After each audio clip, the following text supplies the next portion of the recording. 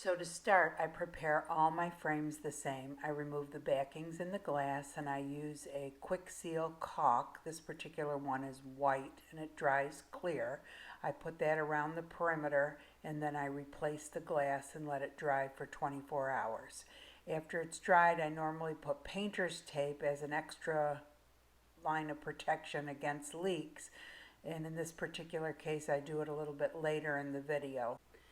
I like to lay everything out on the glass before I mix the resin so I know exactly where I want everything. Sometimes I switch it around multiple times.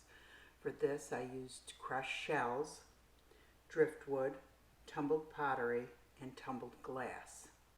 For the Lighthouse I used a piece of pottery, and I was able to get a thin piece of shell, crushed shell, and cut them with the scissors into little squares to make the windows on the lighthouse.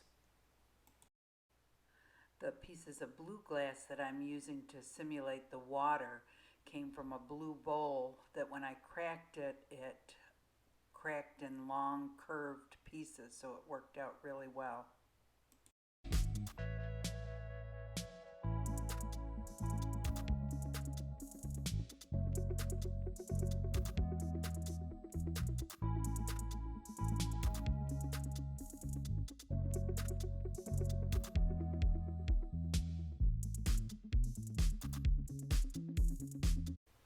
Once I know exactly where I want to put the pieces, I start removing them before I mix the resin. This time I decided to leave the crushed shells on. I thought it would be easier and that I would try to pour the resin on top of it and see if I could keep them in place. Now, as I had said earlier, usually after I do the caulking and the caulking has dried, I put painter's tape around the perimeter as an extra precaution against leaking. This time, because I forgot to do it before I put the crushed shells on, I'm doing it trying to hold everything in place, which makes it a little bit more difficult. Otherwise, I would have just been able to flip it over and put it on and flip it back. But anyway, it worked. So now I'm ready to mix the resin. I used a clear epoxy resin that I purchased on Amazon. I've used several different resins. This is a very low odor resin. I'll link the description down below.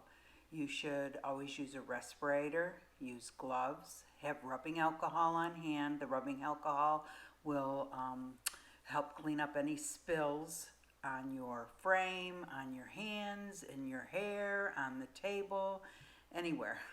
Anyway, it's a very straightforward resin. It's a 1-to-1 ratio. Once you have the resin in the cup, you mix it slowly for 2 or 3 minutes. The slower you mix it, the less bubbles you'll get. Be sure to scrape the bottom and scrape the sides as you're mixing. Once you're done mixing, you're ready to pour the resin. I poured the resin over the crushed seashells first. They all seemed to stay in place. There might have been a few I had to push back. Then I put it around the perimeter and in the center. You have to smooth it out and make sure you get it into all the corners to make sure you don't miss any spots. Once you have the resin all smoothed out, you'll notice that there's bubbles, so you have to hit it with the heat gun. What I do is I set the setting of the heat gun to low. There's 2 settings, low and high.